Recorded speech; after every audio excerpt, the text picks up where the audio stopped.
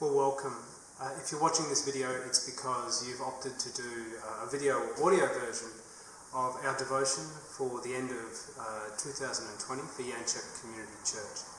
And the purpose of this devotion is to really just set aside some time to consider what has happened for you personally this year. There's been a lot happening globally, a lot locally, a lot in the community, but what has been your particular journey this year, particularly your journey with Jesus and your journey of faith and growth in the things of God?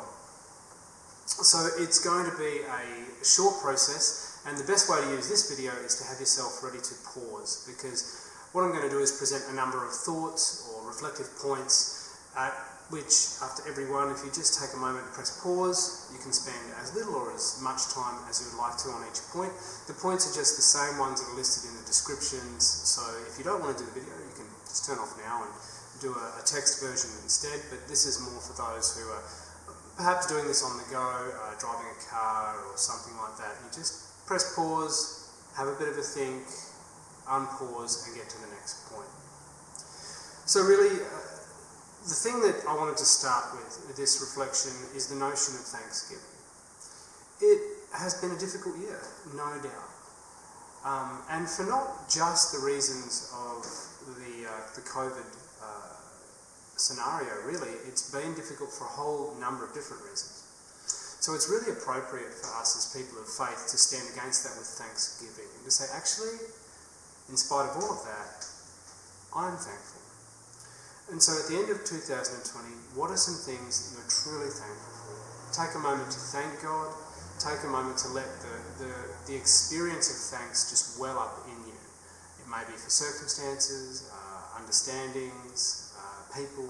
Just take a moment to give thanks now.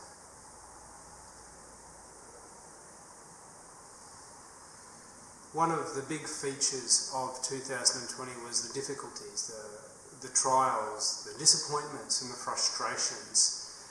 And what we do as a people of faith is we don't ignore these things. We take stock of them. We bring them before God as a part of a healing and renewing process. And by recognising the things that have been tough this year for you personally, you can put those things to rest. It says, do not be anxious. By petition and prayer, let your request be known to God, and then the promises and the peace of God will come to you, that peace surpassing all understanding. So take a moment to take stock of things that have been difficult, that have troubled you this year. Hand them over to God now, and allow the peace of Christ to dwell in your heart as you just put these things aside and say, well, that's finished now, that's over.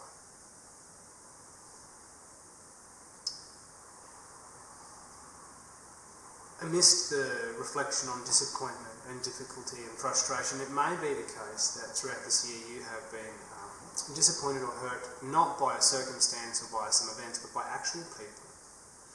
And we know that Jesus requires forgiveness from us. We know that if we don't forgive, we cannot be forgiven. And we also know that forgiveness is a freedom-bringing experience.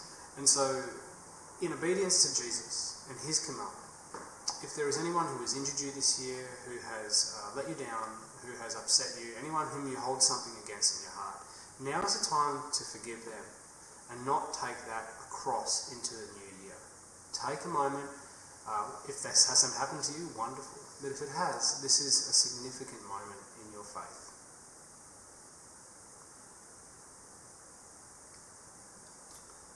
So, the next point that I've got here is joy. And Romans 13 actually says that, or 15 rather, 15 verse 13, says, may the God of all hope fill you with joy. And we're going to talk about joy and then hope in a little while. But sometimes when we face a year like this year, it's hard to see joy.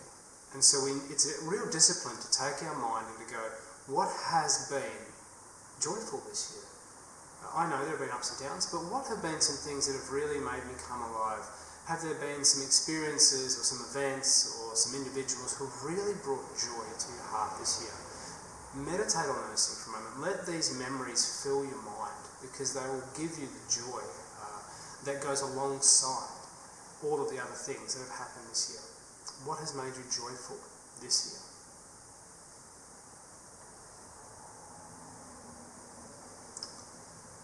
we are a people who are forever growing in our faith.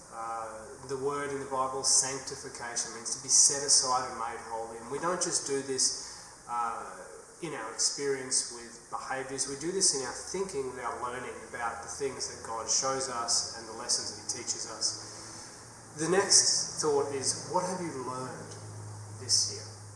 And particularly focus on these learnings that have affected you directly. Not so much the insights about culture or about humanity or even about how viruses work or anything like that. What are the learnings which have directly impacted you this year that will reshape and remake the way that you live your life out next year? What has God taught you in 2020? And the final reflection point is to come back to that verse from Romans 15:13, the God of all hope give you joy. And hope is one of these three eternal virtues, which is talked about in Corinthians: faith, hope and love. And so as much as we practice hope, we practice eternity in our own hearts. So as you look to the future, what are the things that you are hopeful for? And try to anchor the things down which you are hopeful for, which relate directly to your faith in Jesus. What experiences are you looking forward to in the future, either in the immediate future or in the near or even the distant future, which are hope in your soul? It is important as the people of God to hope.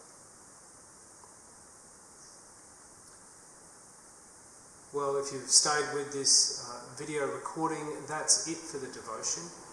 Finish off with a time of worship, a time of praise. Perhaps something has stirred you during this reflection. Go get a notepad, write it down, or a digital record, however it is you like to retain understandings or knowledge.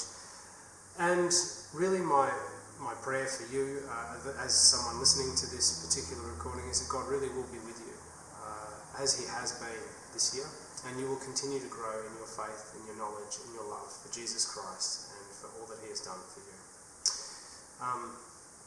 May God actually bless you, do good things for you and through you and around you.